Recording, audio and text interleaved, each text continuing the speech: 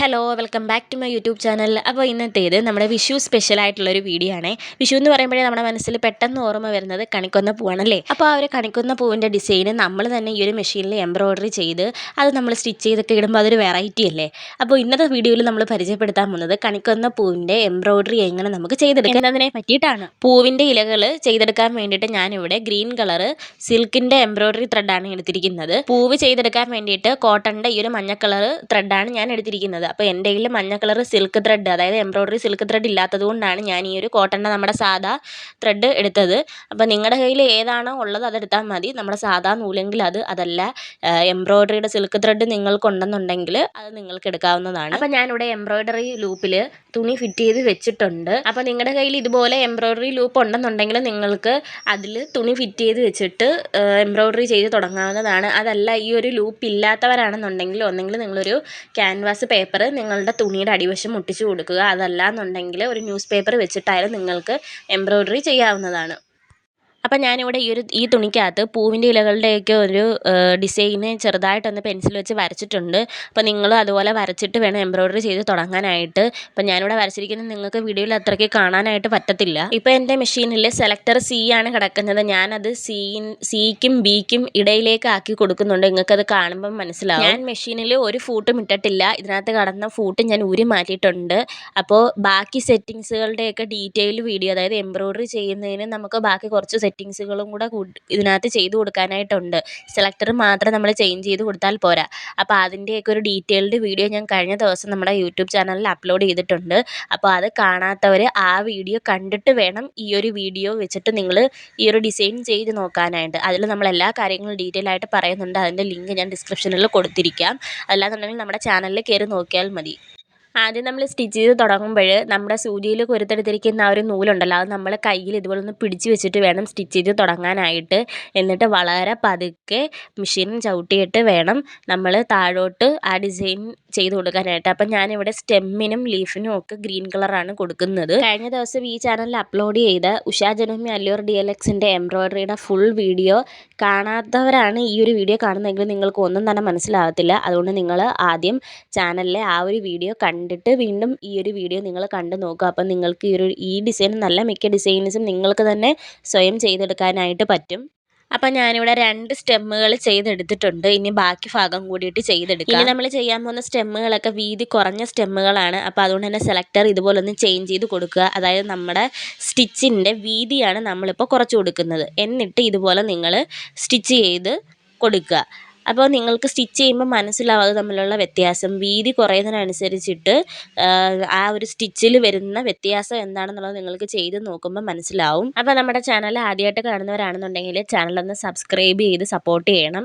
കൂടാതെ video like ചെയ്യുക. നിങ്ങളുടെ അഭിപ്രായങ്ങൾ നിങ്ങൾ കമൻറ്റുകളായിട്ട് അറിയിക്കുക. ഈ ഒരു ഉഷാ ജനോമി അല്ലൂർ DLX മെഷീനുമായിട്ട് ബന്ധപ്പെട്ട മറ്റ് വീഡിയോസ് നമ്മൾ ഇനിയും ചാനലിൽ അപ്ലോഡ് ചെയ്യുന്നതായിരിക്കും. അപ്പോൾ ഈ ഒരു മെഷീൻ ഞാൻ ഉപയോഗിച്ചിട്ടുള്ള എൻ്റെ ഒരു എക്സ്പീരിയൻസും പിന്നെ കൂടാതെ ഇതിൻ്റെ മറ്റ് ഡീറ്റെയിൽ ആയിട്ടുള്ള വീഡിയോ, അതായത് ഈ മെഷീനെ പറ്റി ഒന്നും അറിയാത്തവർക്ക് വേണ്ടിയിട്ടുള്ള ഒരു വീഡിയോ വേണമെന്നുണ്ടെങ്കിൽ, അതിൻ്റെ A to Z കാര്യങ്ങൾ ഉൾക്കൊള്ളുന്ന ഒരു വീഡിയോ വേണമെന്നുള്ളവർ ഇതിൻ്റെ കമൻറ്റിൽ കമൻറ്റ് ചെയ്യുക.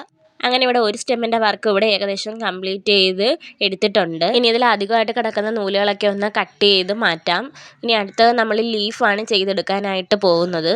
അപ്പോൾ ഇവിടെ ഞാൻ വീണ്ടും സ്റ്റെമ്മിന് വീതി കൂട്ടാൻ വേണ്ടിയിട്ട് നമ്മൾ ആദ്യം സെലക്ടർ എത്രയിലാണോ ഇട്ടിരുന്നത് അതിലേക്ക് മാറ്റി കൊടുത്തിട്ടുണ്ട്.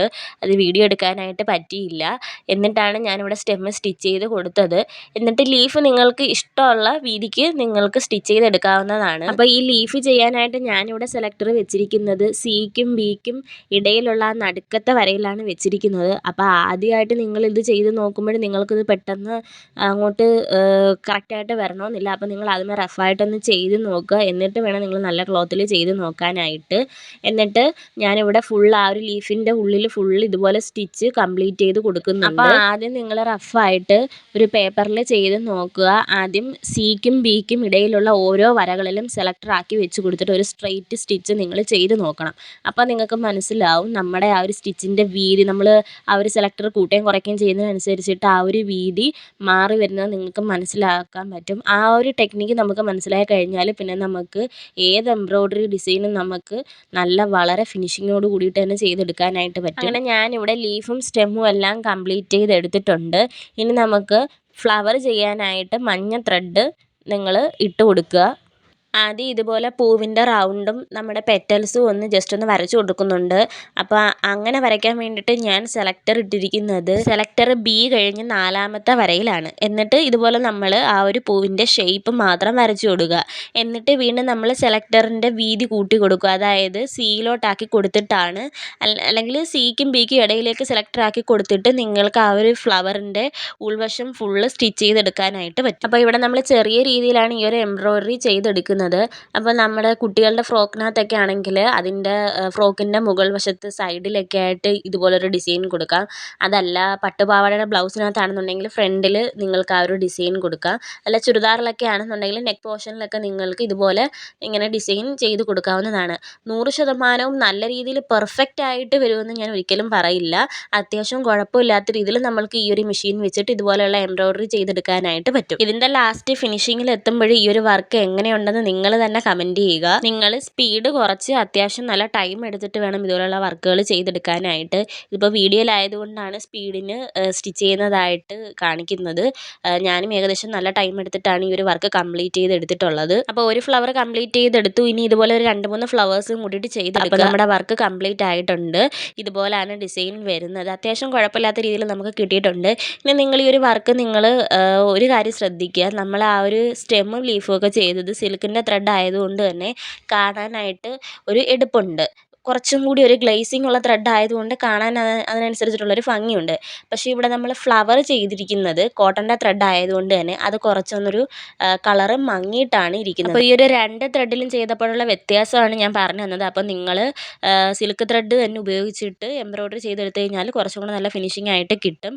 അപ്പോൾ വീഡിയോ ഇഷ്ടമായാലും ലൈക്ക് ചെയ്യുക, ഷെയർ ചെയ്യുക, കമൻറ്റ് ചെയ്യുക, ചാനലൊന്ന് സബ്സ്ക്രൈബ് ചെയ്ത്